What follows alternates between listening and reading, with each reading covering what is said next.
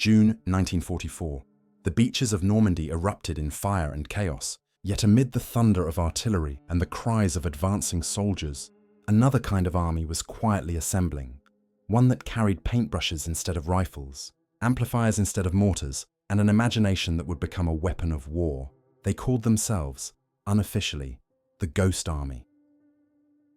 The 23rd Headquarters Special Troops was a unit born not from traditional military doctrine, but from an unlikely marriage of art, science, and deception, activated on January 20, 1944. Under the direction of the US Army's 1st Headquarters, this 1,100-man unit was commanded by Colonel Harry L. Reeder. But the men under his command were far from ordinary soldiers. They were art students from institutions like Pratt, Cooper Union, and Yale, sound technicians from radio studios, set designers from Hollywood, and engineers with a gift for illusion. Together, they would become the most creative weapon in the Allied arsenal. The idea for the Ghost Army emerged from lessons learned during earlier campaigns in North Africa and Italy.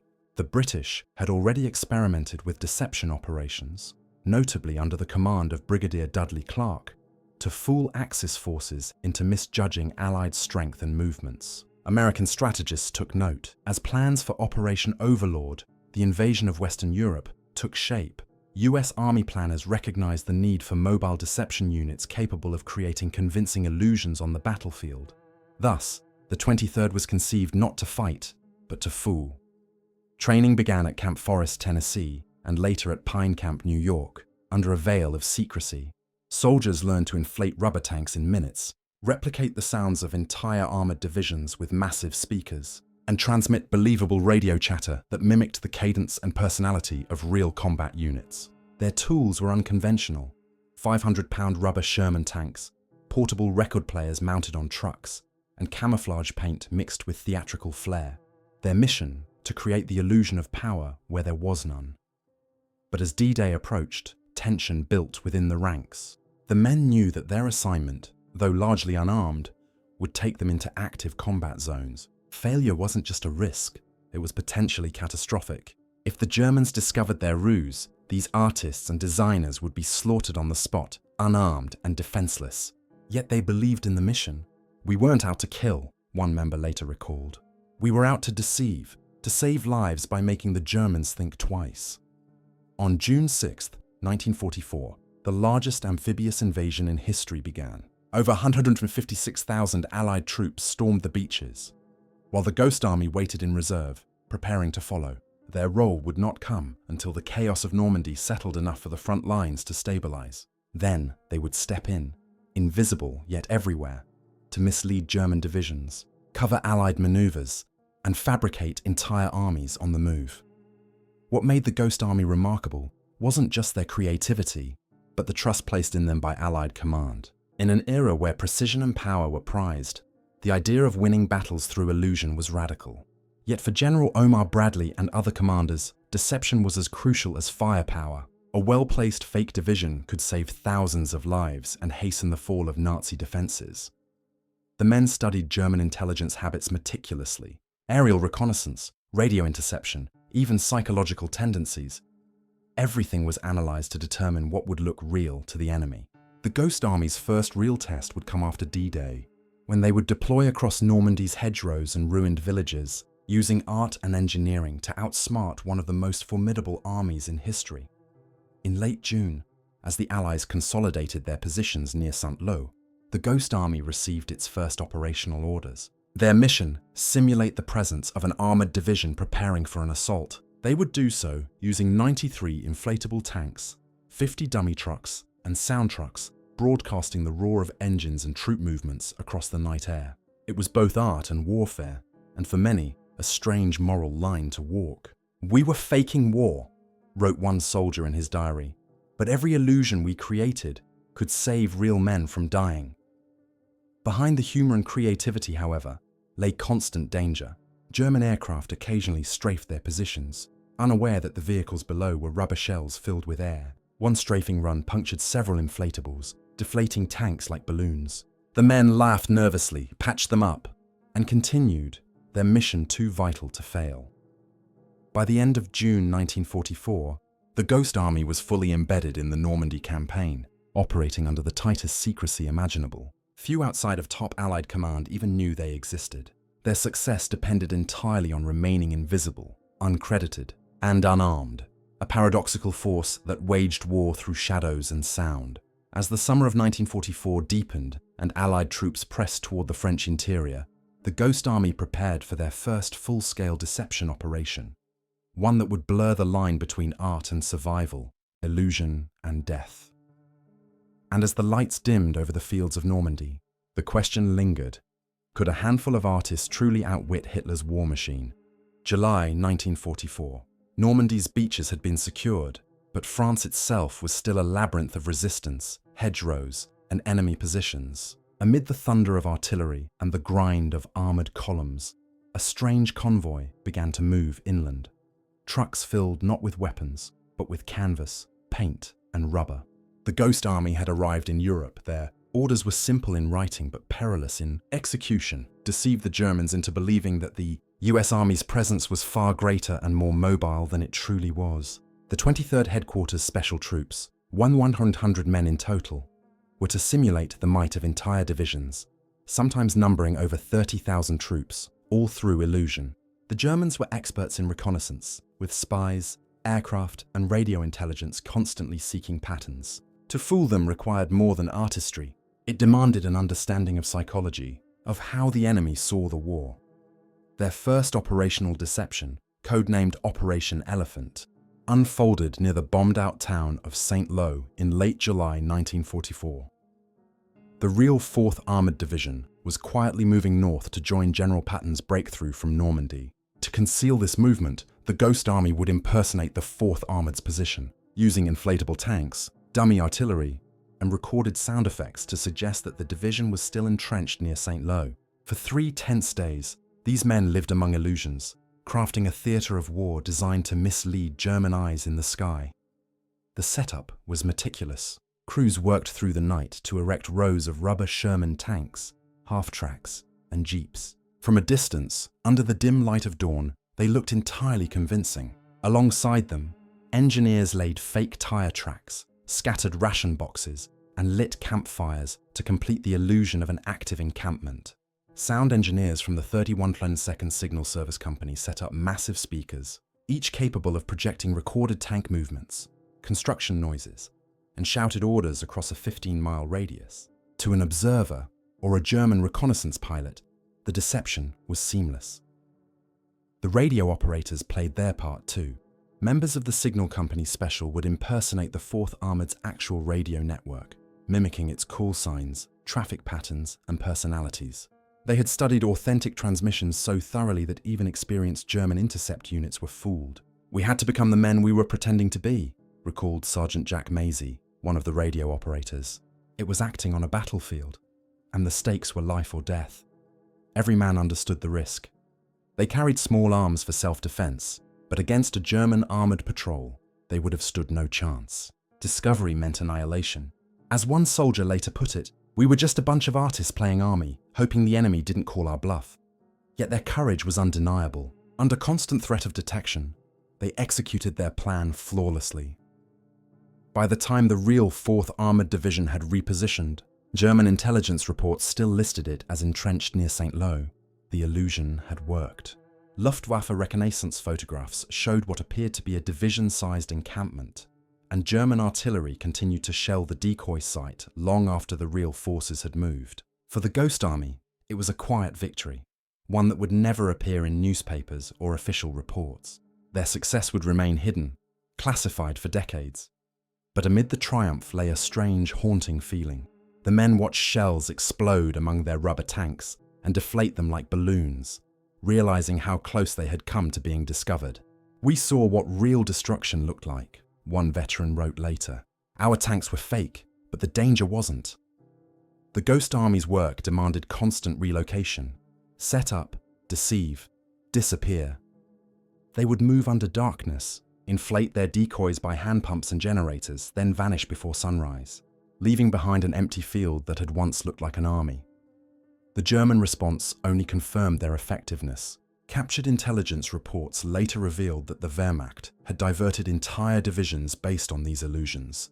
misjudging Allied troop concentrations by tens of thousands. Every false movement the Ghost Army created gave Patton's tanks, Bradley's infantry, and Eisenhower's strategy precious room to maneuver.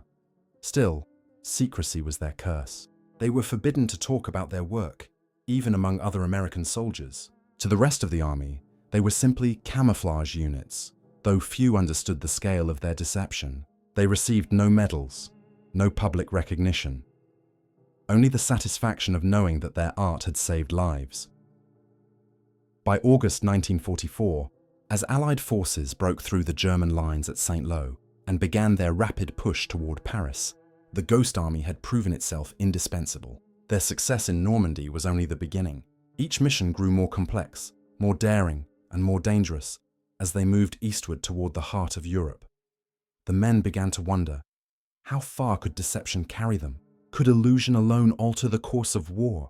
The line between artist and soldier blurred further with each operation, and as the Allies advanced, the Ghost Army followed. Not in the spotlight of glory, but in the shadow of secrecy. In the weeks ahead, their talents would be tested again, in operations where a single mistake could expose the entire ruse and turn illusion into tragedy. Normandy had been their proving ground. France now would become their canvas. August 1944, France was burning. Allied troops had broken through the German lines at St. Lo and were racing eastward in the greatest pursuit of the war. Cities like Avranches and Le Mans fell in rapid succession, while the once mighty Wehrmacht reeled in confusion. But beneath the chaos, another front was unfolding. A silent, invisible war of deception. The Ghost Army, now battle-hardened illusionists, were about to orchestrate one of the boldest hoaxes of the entire Normandy campaign. Their orders came under the codename Operation Brest, though to them, it was just another mission in a chain of dangerous illusions. The 23rd Headquarters Special Troops were tasked with concealing the real movements of the US 6th Armored Division, which was heading toward Brittany to encircle the German garrison at Brest. If the Germans realized the division's true destination, they could reinforce the port and stall the Allied advance. The Ghost Army's job was simple in theory: convince the enemy that the 6th Armored was moving north instead of west. In practice, it would require split-second timing, technical brilliance, and nerves of steel. Under cover of night, the men rolled into a wooded area near the town of St. Lo, setting up what looked like an armored staging ground. Massive trucks unloaded inflatable tanks, half-tracks, and artillery. Within hours, the fields were transformed into what appeared to be a division-sized encampment. From above, the illusion was impeccable. Tanks aligned in neat rows, supply trucks gathered in clusters, even fuel drums stacked beside makeshift repair stations. Everything was placed exactly as a real division would have arranged it, because the Ghost Army studied those details with obsessive precision. The sound crews, part of the 3132nd Signal Service Company, brought the scene to life. Using large speakers mounted on half-tracks, they played pre-recorded sounds of engines revving, tank tracks clattering, and construction crews shouting orders. The recordings, captured earlier from actual units, were mixed to reflect different distances. A symphony of warfare that echoed across the French countryside. Villagers nearby later swore they had heard the approach of hundreds of armored vehicles. In reality, there were fewer than 100 men on site. Every movement was timed to coincide with the real 6th Armored Division's departure, creating the illusion that the unit was still massing near St. Lo. Radio operators from the Signal Company Special mimicked the chatter of the real division's network, sending coded messages that German intelligence was sure to intercept. "We had to be perfect," recalled one operator years later. If even one call sign was wrong, or one phrase out of character, it could unravel the entire operation. As the deception unfolded, German reconnaissance planes flew overhead. The men froze, hiding under camouflage nets and inside foxholes, praying that the rubber tanks below would pass inspection. From 5,000 feet in the air, the fake armor looked authentic enough. Dark shapes casting convincing shadows in the sunlight. The Luftwaffe photographs, later analyzed by German intelligence, confirmed their success. An entire armored division, seemingly preparing to strike north. But it wasn't just about fooling the eye. The Ghost Army also exploited German assumptions about Allied tactics.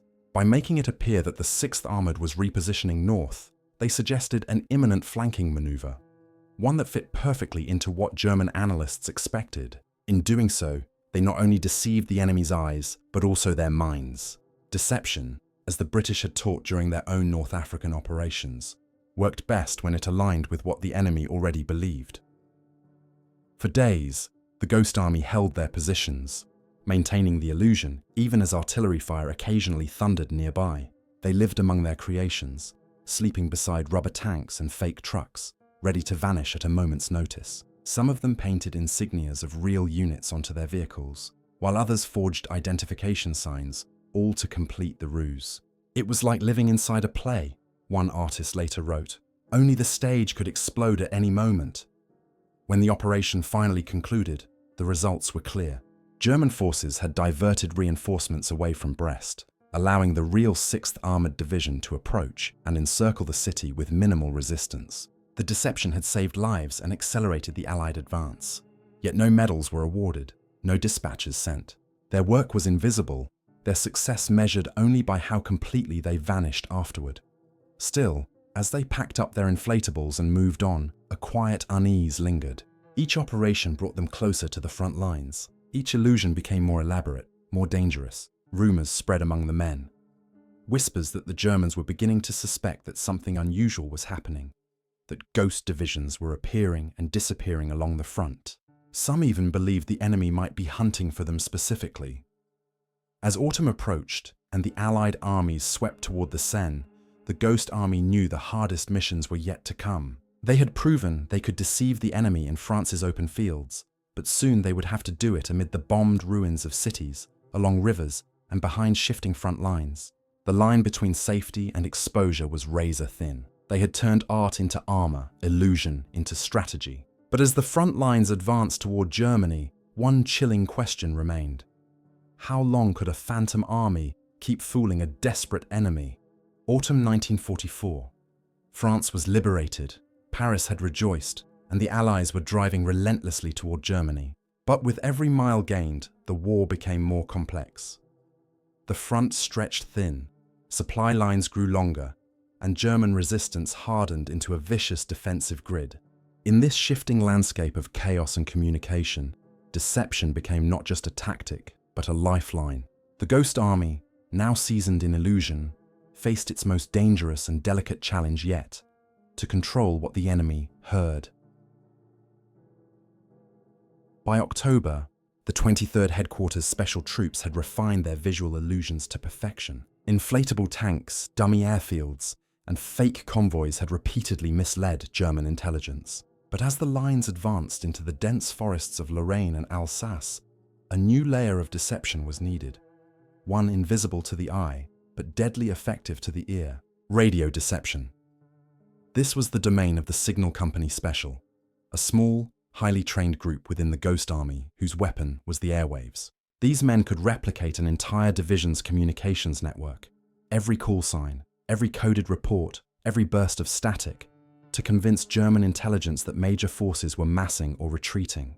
It was a psychological duel fought in invisible frequencies, where discovery meant death. The technique had roots in earlier British operations like Operation Bertram and Operation Fortitude, where fake radio traffic had fooled the Germans into expecting invasions in Calais instead of Normandy. But what the Americans attempted in late 1944 was far more audacious. Mobile radio deception executed dangerously close to the front. We were like actors on a stage, improvising a play the enemy would never see but had to believe, said Sergeant Harold Dahl, a Ghost Army operator. One of their first major radio operations took place near Metz, where General Patton's Third Army was locked in brutal combat against fortified German positions. To mask the shifting of divisions and reinforce the illusion of strength, the Ghost Army's radio operators set up fake nets to mimic the chatter of the 4th Armoured Division. The real division was already moving secretly to another front, but on the airwaves, it was alive and active. Each operator studied the personality of the men they were impersonating. They mimicked not just message formats but speech habits. Who signed off abruptly, who used slang, who preferred brevity or repetition. The precision was so refined that German intelligence could not distinguish real from fake. One veteran later remarked, "We didn't just transmit, we became the voices we replaced, but it was a deadly game." The Germans were masters of radio triangulation. Every transmission risked exposure. If the enemy pinpointed their location, artillery would rain down within minutes. To counter this, the operators constantly shifted positions, transmitting from mobile trucks camouflaged under nets or trees. They operated mostly at night, sometimes by candlelight, their fingers frozen as they tapped out messages in Morse code. And the pressure was unrelenting. The 23rd was often deployed within 5 to 10 miles of the front, well within artillery range. You could hear the shelling, recalled Corporal Stanley Nance. You'd be sending a fake message about tank movements while real tanks were being hit a few miles away. Every night, the illusion deepened, blending art and peril in equal measure. The operation near Metz was a success. German intercepts confirmed that the enemy believed the 4th Armoured was still in the area, delaying counter-movements and buying Patton crucial time. But the cost was psychological. Living under constant threat, maintaining identities that weren't their own, the Ghost Army's radio men began to feel the weight of their deception. They saved lives daily, yet, if discovered, they would die not as soldiers but as tricksters, spies without protection, under the rules of war. One night in November, a German shell struck dangerously close to a radio truck, blowing out its side panels and scattering Morse sheets across the mud. The operators scrambled to salvage their equipment. They couldn't leave any clues behind. Even a single code sheet could unravel the entire illusion. When dawn broke, they were gone, leaving behind nothing but fragments of wire and the faint smell of ozone. In the weeks that followed, the Ghost Army conducted similar operations along the Moselle River and in Luxembourg. They coordinated visual, sonic, and radio deception into a single symphony of confusion. From inflatable tanks to fake transmissions, they turned entire landscapes into mirages. To German intelligence, it appeared that American divisions were massing in places where, in truth, there was almost nothing. Yet the closer they drew to the German border, the more dangerous the game became. The Wehrmacht, desperate and cunning, began probing for signs of trickery.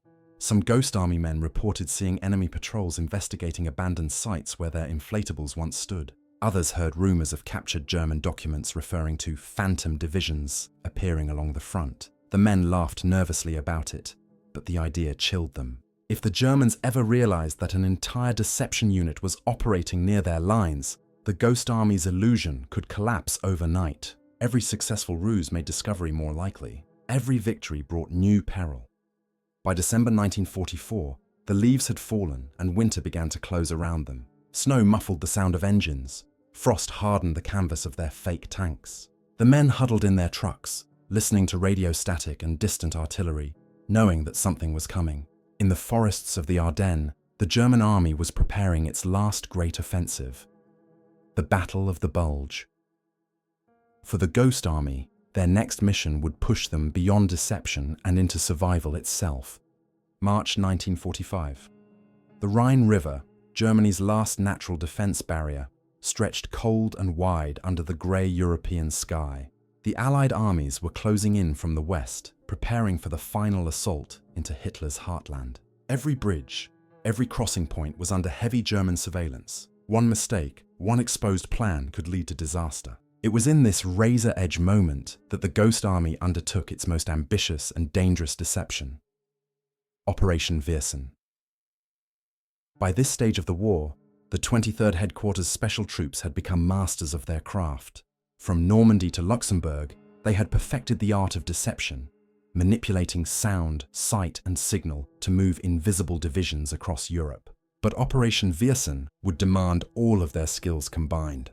They were tasked with misleading the German High Command into believing that the US 9th Army intended to cross the Rhine at a sector north of Düsseldorf. In reality, the true crossing would take place miles away, at Remagen and Wesel. If the Germans fell for the ruse, it would allow Allied engineers to construct pontoon, bridges, and secure a foothold on the eastern bank.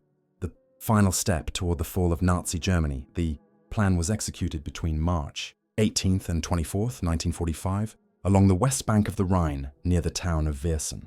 The Ghost Army's 1,100 men would impersonate two full infantry divisions, the 30th and the 79th. To pull it off, they deployed their full arsenal of deception, inflatable tanks and trucks, sound recordings of armored columns, fake radio networks, and carefully staged troop movements. From a distance, It appeared as if 30,000 soldiers were assembling for an imminent crossing. The operation began under cover of fog. Convoys of trucks rumbled along muddy roads, headlights dimmed, carrying their fragile cargo of rubber and canvas. The men worked silently, inflating tanks and half-tracks with portable compressors, painting serial numbers to match authentic units, and stringing up fake communications lines. At dawn, a landscape of illusion emerged. Armor lined up in fields, supply dumps arranged near riverbanks, command tents fluttering in the chill wind. It was an army made of air and imagination, but it looked real enough to fool even seasoned military eyes. Meanwhile, the sound crews of the 3102nd Signal Service Company positioned their massive amplifiers, blasting recorded tank engines, pontoon bridge construction, and shouted commands across the Rhine Valley. The sonic deception was so realistic that German spotters reported hearing the preparations for a major crossing. The radio operators added to the illusion by transmitting detailed movement reports and logistical chatter, consistent with a division preparing for assault. To enemy listeners, it was unmistakable. The Americans were about to attack at Viersen. As the deception unfolded, German artillery began shelling the fake positions. Explosions tore through the fields, deflating several rubber tanks and scattering dirt over the men who lay flat in foxholes, praying not to be discovered. "We could hear the shells hitting the dummies we built," remembered Private Arthur Shilstone. "It was eerie. They were firing at ghosts." But the danger was real. The enemy's shells didn't care whether a tank was made of steel or rubber. At the same time, real American divisions, the 79th and the 30th, were secretly moving to the true crossing sites downstream. The Ghost Army's ruse had worked perfectly. German commanders, convinced that the main effort would come at Viersen, had repositioned key defensive units northward, leaving the actual assault sectors dangerously undermanned. When the real crossing began on March 23rd, it achieved total surprise. Within 24 hours, Allied forces had secured a bridgehead on the far side of the Rhine with minimal casualties. Historians later called Operation Viersen the Ghost Army's masterpiece. It represented the culmination of everything the unit had learned in 2 years of secret operations. The seamless coordination of visual, sonic, and radio deception into a single operation that shaped the outcome of a major battle. "It was the only time we used all 3 techniques in full harmony," said Lieutenant Fred Fox, one of the operation's planners. "If we'd failed, the Germans would have reinforced their river defenses and cost us thousands of lives, but they believed every sound we made." Yet for the men who carried out the deception, triumph was mixed with exhaustion and reflection. They had marched through France and Belgium, sleeping beside their creations, watching fake tanks burn and fake camps bombed.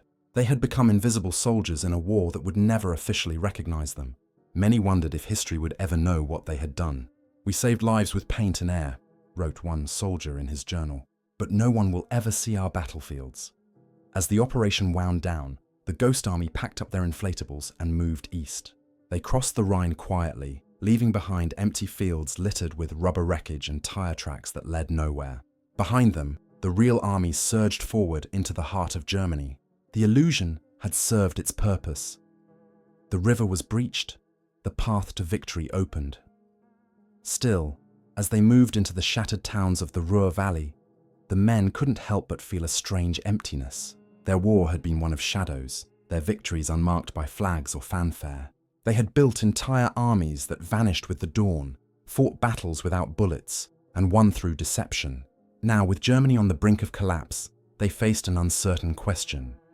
When the war was over, what would become of an army that was never meant to exist? Operation Viersen had ended in triumph, but the Ghost Army's final act, the secrecy that cloaked their mission, was still to come.